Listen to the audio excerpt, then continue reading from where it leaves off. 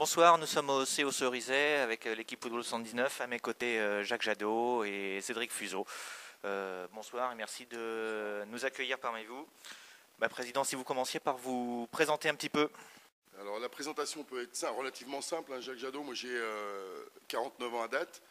Ça fait 8 ans, la 9e année que j'attaque la présidence du COC Football, sachant que j'ai attaqué la présidence dans un premier temps en coprésidence. Donc l'ancien président qui était Gilles Bernier est resté avec nous et on a repris une coprésidence avec Bertrand Gonor.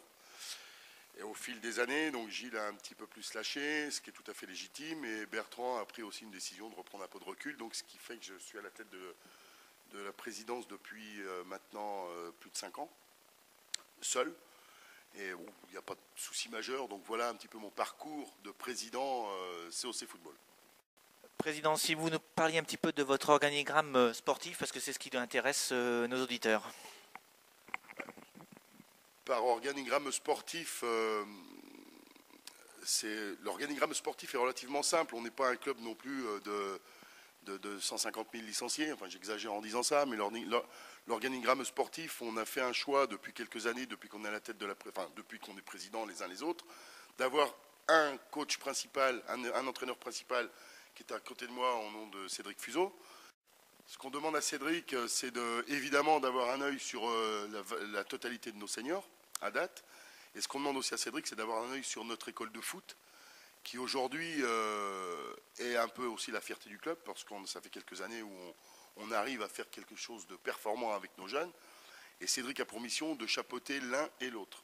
Donc le fait que Cédric ait une vision globale sur tous nos effectifs, bien sûr, il ne va pas aller voir les U6, les U7, hélas, pour l'instant, ce n'est pas possible.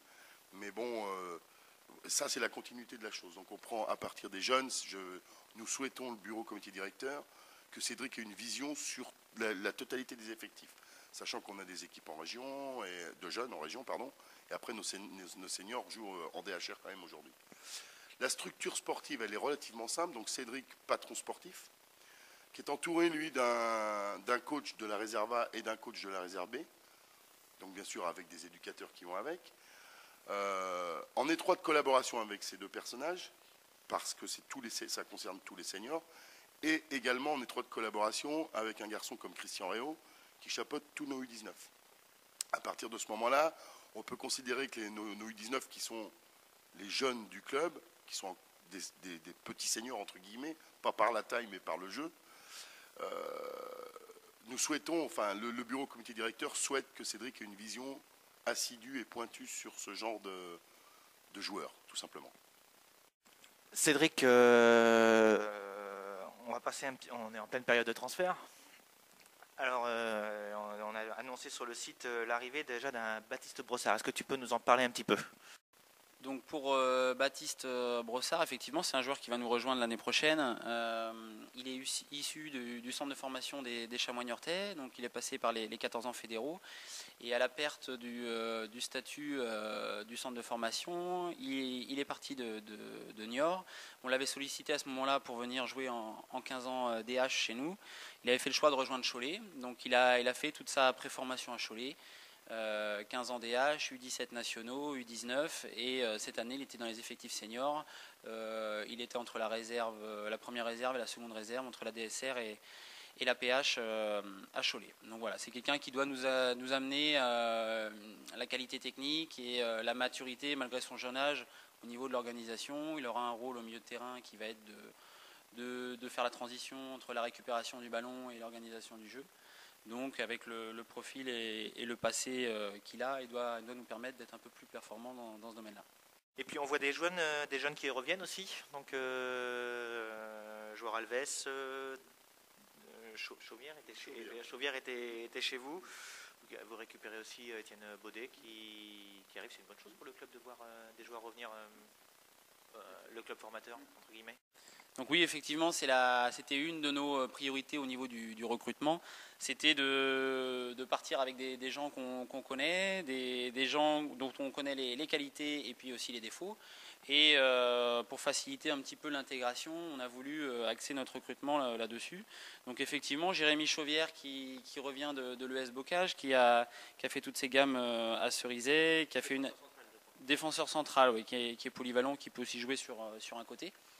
Donc il a fait toutes ses gammes à Cerizay avant de partir dans son club d'origine, l'ES Bocage, et cette année donc il nous revient. On a également Jordan Alves qui était parti en cours de saison à Chanteloup-Chapelle pour gagner un petit peu de temps de jeu, et qui nous revient également et qui va intégrer l'effectif première, et qui aura pour but de grappiller un petit peu de temps de jeu encore une fois, et puis de mettre un peu de concurrence dans l'animation offensive de l'équipe. Et puis on a Étienne Baudet qui avait une licence à l'ES Pain-Bressière cette année et qui jouait en U19 ans chez nous, parce que le club est en entente avec l'ES Pain-Bressière en jeune, et qui cette année prend une licence au CO Cerizay pour pallier le départ de notre deuxième gardien sur la réserve, Anthony Fuseau, qui pour raison professionnelle se rapproche de son travail. Donc Étienne sera la doublure de Charlie Pouplin pour les gardiens seniors. On ne peut pas encore l'annoncer, mais quelques arrivées qui vont des petites choses qui se précisent d'ici la fin de semaine peut-être. Non, le recrutement n'est pas terminé. Alors quand on parle de recrutement, effectivement, il faut prendre ça avec des pincettes. On a l'accord des joueurs, on a la demande retournée signée par le médecin et l'accord du joueur. Maintenant, il faut faire la démarche officielle. Donc c'est pour ça que tout n'est pas annoncé. On a d'autres contacts avec un joueur qui était chez nous déjà auparavant, qui a participé à la montée en DHR il y a quelques années. Donc pour l'instant, on ne va pas nommer de nom, mais globalement, il n'y a pas de souci, on les communiquera en temps voulu, il n'y a pas de problème. Et globalement, l'effectif senior pour la saison prochaine va s'étoffer avec, on y reviendra tout à l'heure, le retour de quelques blessés majeurs là, qui n'ont pas beaucoup évolué avec nous cette année. Si on revenait un petit peu sur cette dernière saison, donc dans cette en DHR, dans cette poule de DHR, globalement, est-ce que vous avez tiré des enseignements de cette dernière saison? Vous avez été pénalisé par des manques, justement vous parliez de manque de joueurs, est-ce que vous avez tiré des enseignements pour l'année prochaine? Donc oui, la saison n'a pas été facile, pas été simple, parce qu'on a eu pas mal de péripéties, donc à commencer par un début de préparation un petit peu tronqué avec les départs de dernière minute. On a pallié ça avec les jeunes joueurs du club, notamment les U19 PH là, qui avaient énormément de talent, qui manquaient encore un petit peu de maturité, mais qui ont intégré cette équipe et qui ont donné satisfaction sur les premières rencontres et aux mesures de l'année, qui ont pris un petit peu de maturité. Et puis on a, deuxième chose à noter, eu pas mal de pépins physiques avec des grosses blessures. Oui. Donc on a eu Grégory Bosselin qui a eu une fracture de la malléole et du péroné. On a eu Tony Da Silva qui a eu un petit problème à l'épaule et qui était obligé de se faire opérer. On a eu Michael Regado qui a un souci au genou. Donc ces trois éléments majeurs là. J'oublie pas non plus Quentin Bernier qui n'a pas beaucoup joué cette année, latéral droit, qui a été embêté avec une luxation du coude et un problème aussi au ménisque. Donc c'était des grosses blessures qui ont fait que ces joueurs-là, ces quatre-là que je viens de citer, n'ont pas fait plus de 6 matchs avec nous en DHR cette année. Et c'était des prétendants à une place de titulaire. Donc les 4-5 départs du mois d'août, plus les 4-5 blessés en cours de saison, ont fait que le groupe s'est trouvé amoindri quantitativement, pas forcément au niveau de la qualité. Donc on s'en est sorti en s'appuyant sur nos jeunes, comme je l'ai dit, et sur aussi une base de joueurs de la réserve, assidus aux entraînements, et qui ont permis de passer l'hiver sereinement, ça serait un grand mot, mais de limiter la casse, et qui nous a permis de prendre des points. Et à partir de janvier-février, on a recommencé à repartir sur un nouveau système de jeu, à s'adapter aux absences de longue durée. Et on a repris des points à partir de janvier-février pour terminer avec un maintien relativement tôt. On s'est permis de prendre un peu plus de plaisir sur la fin et d'enchaîner quelques bons résultats avec un peu plus de facilité à s'exprimer sur le terrain. Et concernant parce qu'il n'y a pas que l'équipe première bien entendu, et concernant la réserve notamment qui évolue en 3e division cette saison, à sa place, pas à sa place? Alors, encore une fois, sur le papier, donc cette réserve sort de 2 grosses saisons avec le gain de la Coupe des Deux-Sèvres il y a 2 ans. 2 fois sur la deuxième marche, tu me coupes si je me trompe, Jacques. Et donc cette année, l'objectif était bien sûr encore une fois de jouer le haut de tableau, mais pour tout ce qu'on a expliqué auparavant, on a commencé très bien la saison avec 4 victoires sur les 4 premiers matchs, donc on s'est retrouvé sur le haut de tableau, et à partir d'octobre, novembre, j'ai commencé à piocher dedans en collaboration avec Michel Pires qui la suit. On a commencé à changer un petit peu notre fusil d'épaule et on s'est retrouvé du coup à bricoler encore une fois avec cette réserve. Les résultats étaient là, mais la régularité manquait à l'appel. Donc on s'est retrouvé avec une équipe qui ne s'est pas fait peur parce qu'on était en mesure quand même de prendre des points, mais qui n'a pas été régulière pour jouer le haut tableau.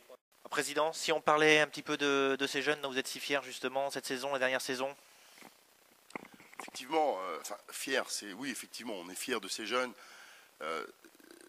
Comment vous dire ça? On est fiers de notre école de football à date. On a toujours réussi à avoir des gens sérieux qui menaient cette école de football. On en a les fruits, on en récolte les fruits aujourd'hui, sachant que nos effectifs de notre groupe 1, voire 2, c'est 90% des jeunes formés au club. Donc à quelque part, ça c'est une réelle satisfaction. Ça fait quelques années qu'on se maintient en région dans nos U19, U17, U15, sachant que toutes les saisons se suivent mais ne se ressemblent pas forcément. Pour rien de vous cacher, la U15 ça a été difficile cette saison, mais on s'est accroché. On réussit quand même malgré tout à maintenir nos équipes en région. L'objectif principal, effectivement, ce que je soulignais tout à l'heure, c'est de maintenir tous ces jeunes en région. Ce qui dit maintien de nos jeunes en région, dit vivier pour demain. Donc ça, je crois que c'est important. C'est une politique amenée qu'on mène tous les uns les autres, aussi bien administratifs que sportifs sur les terrains, qu'on mène... qu'on mène par priorité, je serais tenté de dire. On met ça en priorité, bien évidemment. On n'oublie pas l'équipe Fagnon, qui est l'équipe première, qui est aussi l'image du club, dans un premier temps. Cette équipe-là, effectivement, si on avait tous nos jeunes en région, et c'est pas péjoratif ce que je vais dire là, mais si cette équipe-là jouait en district, on n'aurait pas non plus les mêmes résultats escomptés, quoi. Donc voilà où est-ce qu'on se situe aujourd'hui, chez nos jeunes, tout simplement. Et continuons, Président, vous avez eu un prix là, samedi? Oui, Luc, ce prix-là est d'autant plus une très très belle satisfaction, sachant que... Bon, alors c'est le prix du fair play, effectivement, on arrive deuxième en DHR du fair play, on se fait coiffer juste sur le poteau par nos amis de Saint-Jean-d'Angély, mais ça c'est les aléas du sport. Ça veut dire qu'aujourd'hui, à partir du moment où on a eu ce prix de fair play, qui est une belle petite prime pour un club comme le nôtre, ça nous fait du bien, il faut être clair, à partir du moment où on a ce prix et cette prime, on a su mener, c'est pas moi qui ai su mener, parce que là je vais redonner un peu tous les lauriers à Cédric. Cédric, plus Michel, plus Tony Da Silva qui s'occupe de la réserve, plus Christian Réau, ont su mener à pas cadencer nos jeunes avec beaucoup de sérénité. C'est-à-dire qu'à partir du moment où on attaque des matchs avec beaucoup de sérénité, sans être plus fort que les uns que les autres, mais avec un mental où on est serein, où on joue au football, on développe du football sans contester les faits d'arbitrage, en respectant les arbitres, en respectant les adversaires, eh ben aujourd'hui ça porte ses fruits. Aujourd'hui on a le deuxième prix. On aurait préféré avoir le premier, mais bon, on va se satisfaire du deuxième prix. Oui, ça reste une très belle satisfaction. C'est ce que je vous dis, c'est une magnifique satisfaction, effectivement. Et le fait d'être allé chercher ce prix au Futuroscope, bon, vous connaissez la réception du Futuroscope, je suppose. Juste pour la rappeler, on est reçu donc au Futuroscope, la LCO nous invite. On a la remise des lots le matin avec une très très grande convivialité. C'est des journées très sympathiques. Et on a l'après-midi de libre au Futuroscope. Ça veut dire qu'on nous demande d'emmener évidemment l'entraîneur principal, Cédric présent. On nous demande d'emmener le capitaine d'une équipe plus un joueur. Je peux vous assurer que quand ces deux personnages, le capitaine et le joueur, ont passé l'après-midi, on n'a pas tout à fait passé l'après-midi au Futuroscope, mais avec toute la convivialité qu'il y avait, je suis persuadé et convaincu que le message va revenir derrière à tous les joueurs la saison prochaine en disant absolument, avec envie de recommencer pour reprendre la prime et repasser une bonne journée. On tournera, ça sera... Et qui est allé justement?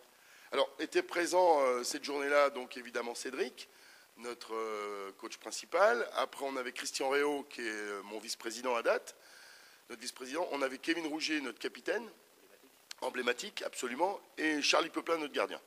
Donc voilà, la journée s'est magnifiquement bien passée. Et j'insiste lourdement à ce que ça puisse recontinuer et recommencer. Après, c'est ce que je dis, les années se suivent mais ne se ressemblent pas forcément.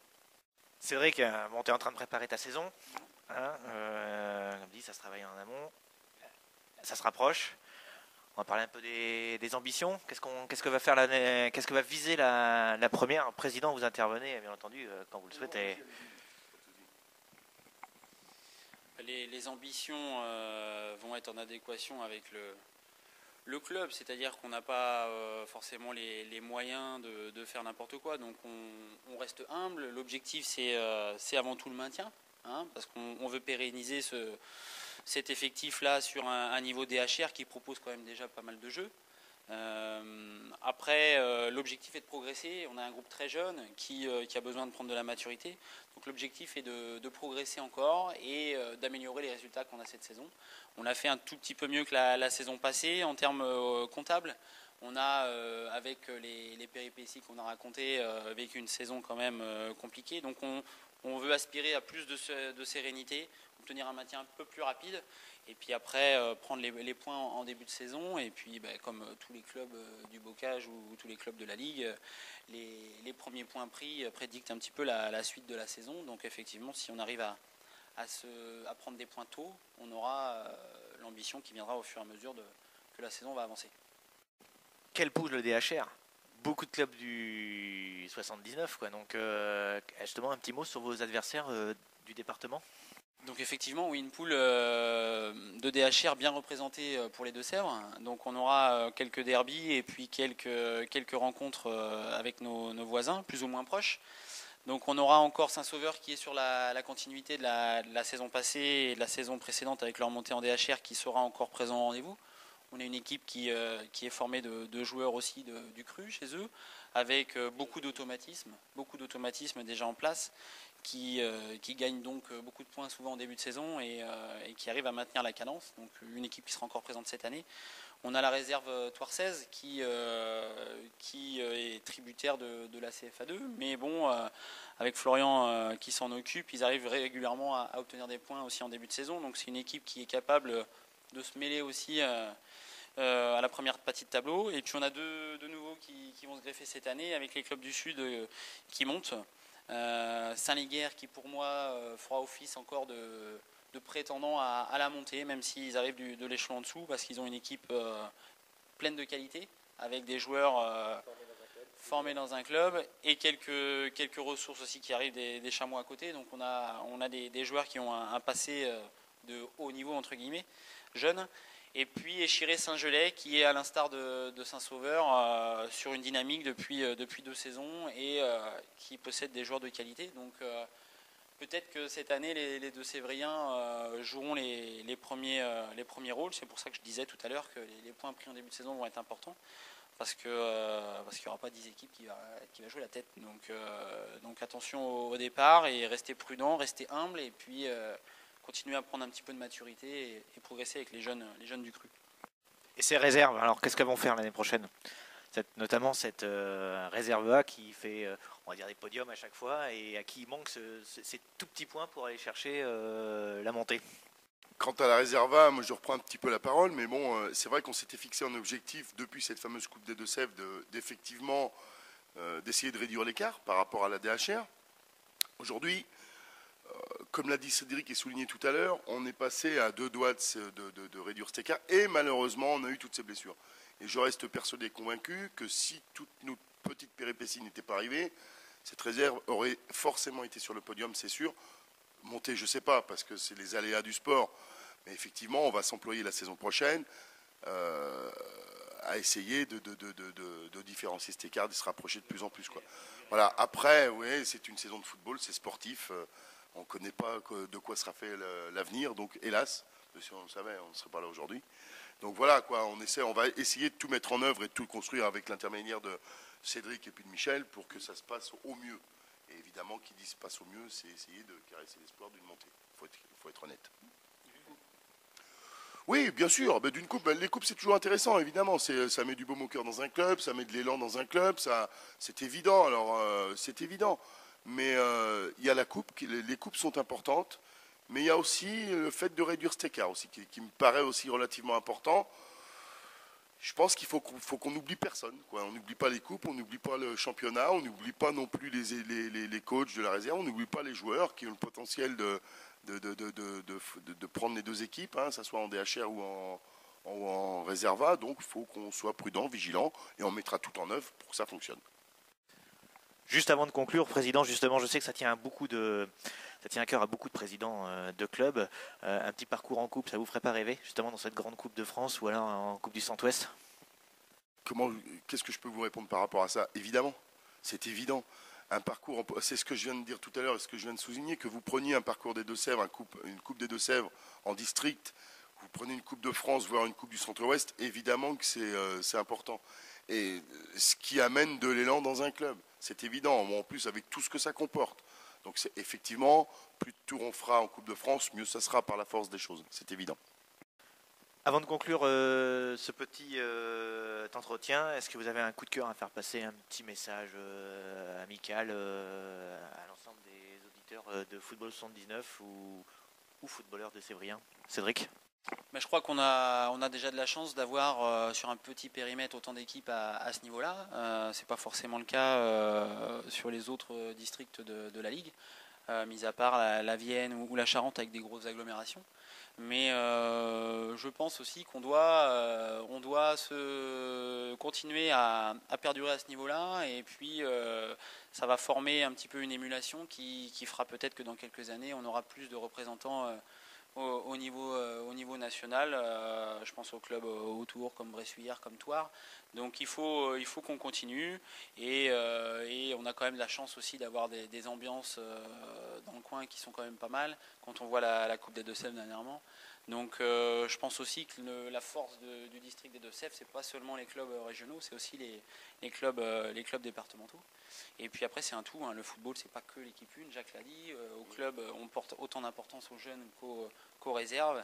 Et puis et c'est tout un ensemble qui fait que la saison est réussie ou que la saison se passe un petit peu moins bien. Donc je pense qu'il faut qu'on aille tous dans ce sens-là. Et puis on obtiendra, comme j'ai l'habitude de dire aux joueurs, on a ce qu'on mérite. C'est-à-dire que si on fait les efforts, à la fin on sera récompensé. Ouais, mais le coup de cœur, je peux l'avoir qu'à nos effectifs à date. Tous les effectifs ceriséens la saison passée, sans oublier personne, bien évidemment, nos arbitres. Nos arbitres nous sont importants. On a juste au club aujourd'hui 6 arbitres. Je pense que ça veut dire aussi ce que ça veut dire. C'est un club convivial, un club sain, un club sympathique, dans tous les sens du terme. De la satisfaction, alors je souligne quand même à tous les joueurs, la satisfaction aussi de la saison dernière, c'est que notre première a fini avec un point de plus que la saison précédente, avec tous les aléas que ça peut comporter. Donc je dis bravo à tous, félicitations à tous, et je dis bien tous parce que tout le monde a joué le jeu par rapport à cette équipe Fagnon. Donc là, mon coup de cœur revient plus à tout l'effectif, joueurs, dirigeants, collectifs, joueurs, dirigeants, sympathisants, arbitres sans les oublier. Voilà, ça c'est un vrai coup de cœur, quoi. Merci, notre petite visite à Cerizay se termine. Merci Président de nous avoir accueillis dans vos locaux. Merci Cédric. On vous souhaite bien entendu au club et à l'ensemble toutes les équipes, la première et puis toutes les équipes, les jeunes, les réserves, beaucoup de réussite pour cette future saison, et Football 79 ne manquera pas de vous suivre. À bientôt.